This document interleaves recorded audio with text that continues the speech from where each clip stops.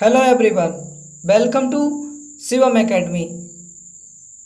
जैसा कि आपने पहली वीडियो में देखा, मैंने आपको टॉप 20 क्वेश्चन के बारे में जैव प्रक्रम का जो इम्पोर्टेंट टॉपिक बनता है, जिससे क्वेश्चन पूछे जाते हैं और पूछे जाने की संभावना है, तो मैं आपको इस चैनल पे चैप्टर वाइज रिवीजन करवा रहा हूँ।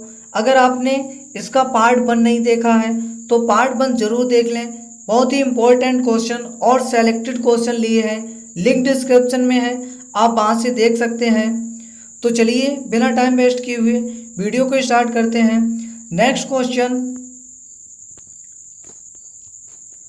रक्त क्या है? क्वेश्चन 21 है और आपसे पूछा गया है रक्त होता है, वो रक्त क्या है? कोशिका है, ऊतक है, पदार्थ है या फिर कोई नहीं? देखिए, जो हमारा रक्त होता है वो एक प्रकार का ऊतक है। अगर इंग्लिश में जानना चाहें तो इसका जो ऊतक को इंग्लिश में कहते हैं, तो ऊतक को इंग्लिश में कहते हैं टिश्यू, यानी कि रक्त हमारा एक प्रकार का टिश्यू है। और अगर आपको ज़्यादा जानकारी लेनी है हमारा रक्त कैसे बनता है, कहाँ संचित होता है, तो आप मुझे बता दीजिए। इसके बारे में मैं एक कंप्लीट वीडियो 2 से 3 मिनट का बना दूंगा, ठीक है। नेक्स्ट क्वेश्चन, निम्नलिखित में कौन उत्सर्जी अंग है? वृक्क, अग्न्याशय, आँख या फिर कोई नहीं? आपको बताना है और आपको 4 ऑप्शन दिए भी गए हैं, इनमें से छांटना है ऐसा कौन सा अंग है जो उत्सर्जी अंग है। देखिए, जो हमारा उत्सर्जी अंग है वो हमारा वृक्क है। वृक्क को इंग्लिश में किडनी कहते हैं, याद रखना।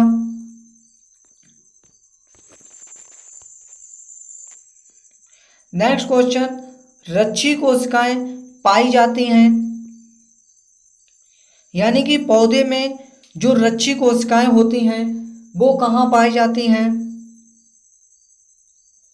जड़ में पाई जाती हैं या फिर पत्तियों में या फिर फूलों में या फिर फलों में? बताइए, रच्छी कोशिकाएं कहाँ पाई जाती हैं? तो इसका जो करेक्ट आंसर हो जाएगा वो आपका हो जाएगा ऑप्शन बी, पत्तियों में। यानी कि जो रच्छी कोशिकाएं होती हैं वो पत्तियों में पाई जाती हैं। नेक्स्ट क्वेश्चन, एथाइल अल्कोहल किस प्रकार के श्वसन में बनता है? बताइए, एथाइल अल्कोहल किस प्रकार के श्वसन में बनता है? वायवीय श्वसन या फिर अवायवीय श्वसन या फिर ए, बी और दोनों या फिर इनमें से कोई नहीं? बताइए इसका सही उत्तर क्या होगा। देखिए, इसका जो सही उत्तर होगा वो आपका होगा अवायवीय श्वसन। इंपॉर्टेंट क्वेश्चन है, नोट डाउन कर सकते हैं आप इसको। नेक्स्ट क्वेश्चन, मनुष्य के सांस लेने और छोड़ने की क्रिया को क्या कहते हैं? बहुत ही ज़्यादा इंपॉर्टेंट क्वेश्चन है और सेलेक्टेड क्वेश्चन है और पूछा भी जाता है। तो बताइए, मनुष्य के सांस लेने और छोड़ने की क्रिया को क्या कहते हैं? आपने कक्षा 10th में पढ़ा होगा, बताइए।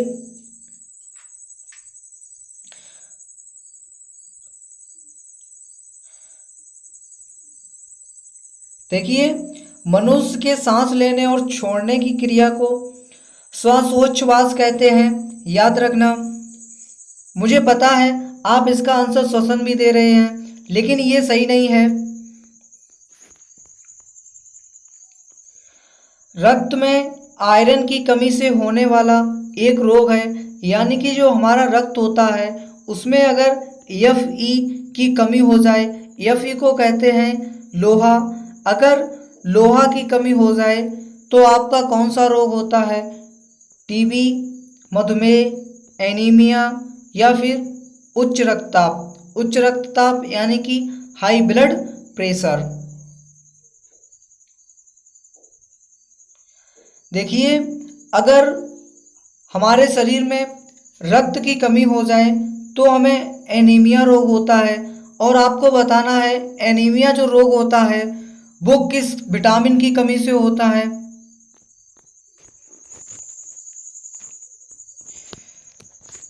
नेक्स्ट क्वेश्चन, पादप में जाइलम उत्तरदायी है, यानी कि जो पादप होते हैं उनमें जाइलम उत्तरदायी होता है जल का वहन, भोजन का वहन या फिर अमीनो अम्ल का वहन। ऑप्शन डी ऑक्सीजन का वहन। देखिए इसका जो सही उत्तर होगा आपका वो हो जाएगा ऑप्शन ए जल का वहन। देखिए मेरे डियर स्टूडेंट्स, नेक्स्ट क्वेश्चन है आपका कुटपाद किसमें पाया जाता है, यानी कि जो कुटपाद होता है वो आपका किसमें पाया जाता है, पैरामीशियम में, यूग्लिना में, अमीबा में या फिर इनमें से कोई नहीं। बहुत सिंपल क्वेश्चन था, मुझे पता था आप इसका आंसर पैरामीशियम दे रहे हैं, लेकिन ये सही नहीं है। इसका जो सही आंसर हो जाएगा वो आपका हो जाएगा ऑप्शन सी अमीबा में। अब आपको बताना है पैरामीशियम जो होता है उसकी आकृति कैसी है, बताइए।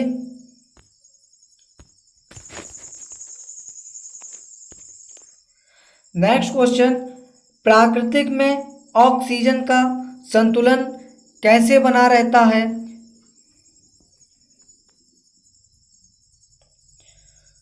तो इसका जो करेक्ट आंसर हो जाएगा वो आपका हो जाएगा प्रकाश संश्लेषण। नेक्स्ट क्वेश्चन, स्टोमेटा पौधे के किस भाग में पाए जाते हैं। वेरी वेरी वेरी वेरी, जितनी बार भी बोलो बहुत ही कम है, इस बार भी इस क्वेश्चन को पूछे जाने की संभावना है।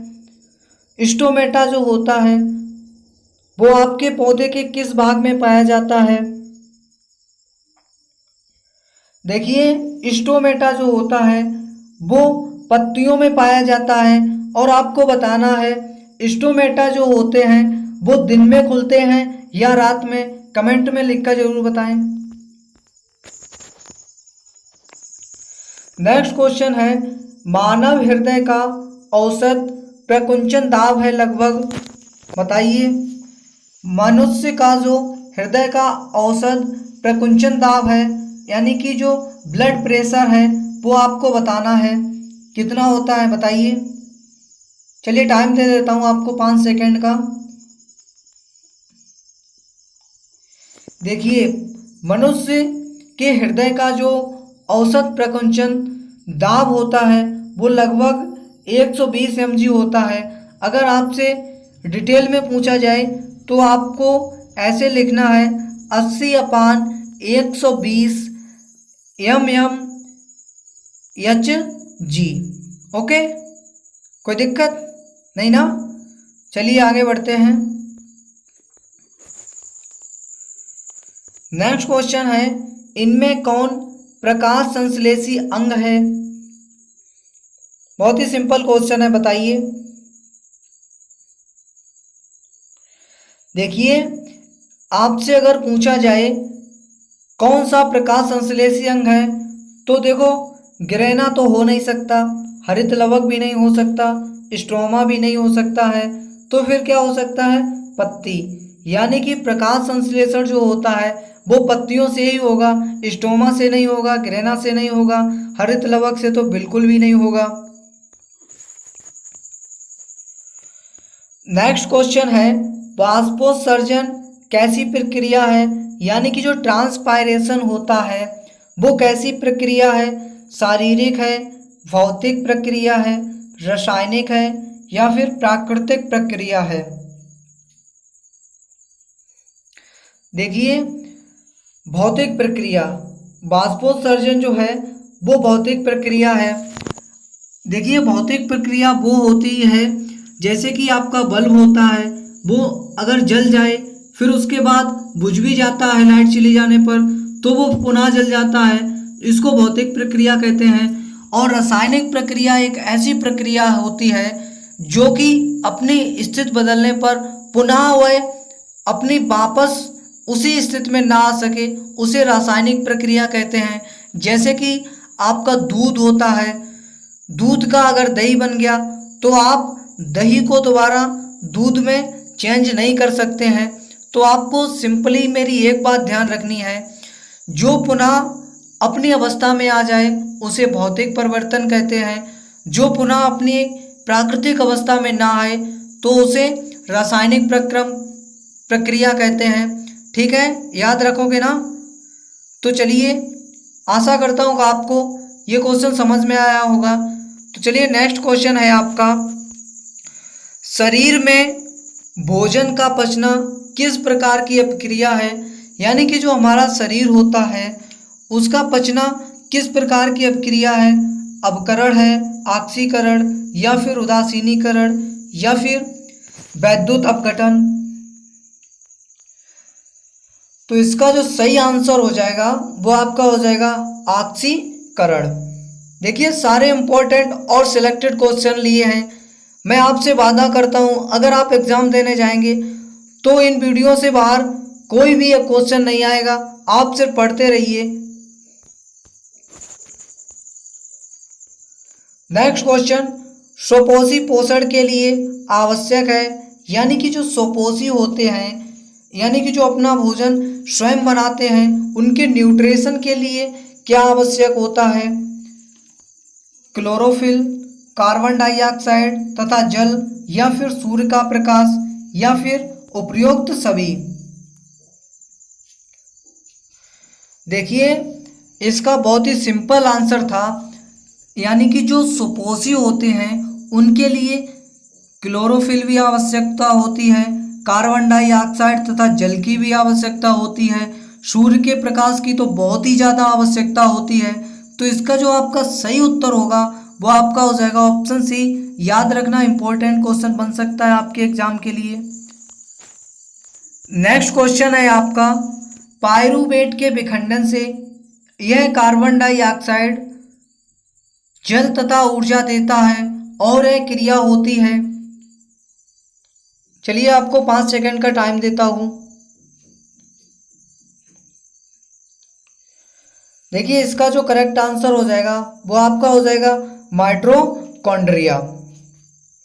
और आपको ये भी बताना है, इसको माइटोकॉन्ड्रिया में डीएनए होता है, डीएनए का क्या कार्य होता है? चैट सेक्शन में लिखकर जरूर बताइएगा। देखते हैं आपकी कितनी तैयारी है। अगर आप इसका क्वेश्चन का आंसर दे दोगे तो निश्चित ही, बताओ मैं लिख के दे दूं, आपका सिलेक्शन जरूर होगा। नेक्स्ट क्वेश्चन, जठर ग्रंथियां कहाँ पाई जाती हैं? बताइए। अरे यार, देखिए, जो जठर ग्रंथियां होती हैं, आँख का तो कोई रिलेशन ही नहीं है इसमें, अग्न्याशय का भी कोई रिलेशन नहीं है, यकृत लीवर का भी कोई रोल नहीं है, आमाशय, यानी कि जो आमाशय होता है, जठर ग्रंथियां आमाशय में पाई जाती हैं। याद रखना।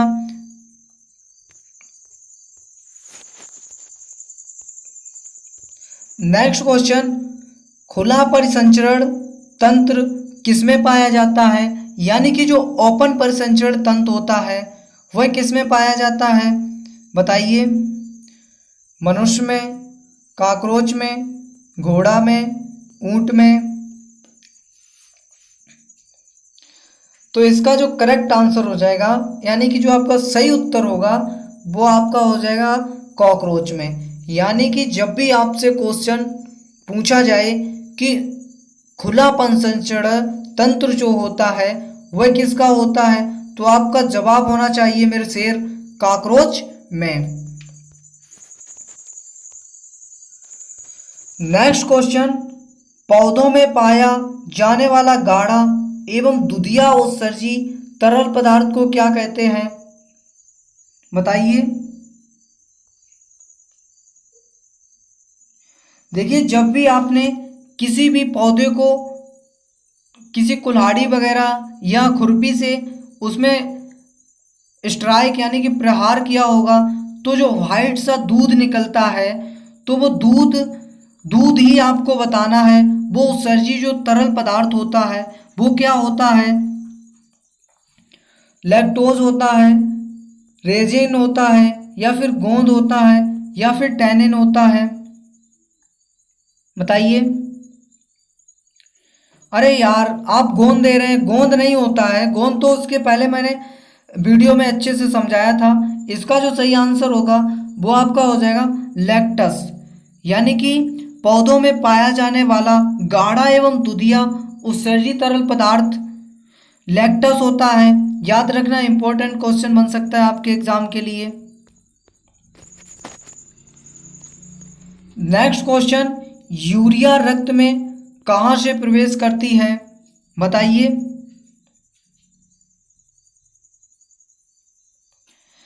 फेफड़ा से, यकृत से, या फिर श्वास नलिका से, वृक्क से? बताइए।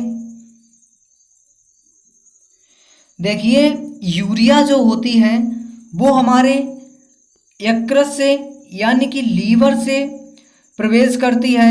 और आपको जो बताइए यूरिया कहाँ पाई जाती है और यूरिया शरीर से बाहर कैसे निकलती है, ये बहुत ही इम्पोर्टेंट क्वेश्चन है। बताइए, कमेंट सेक्शन में लिखकर जरूर इसका आंसर दीजिए कि यूरिया कहाँ से निकलती है। आज के लिए इतना ही।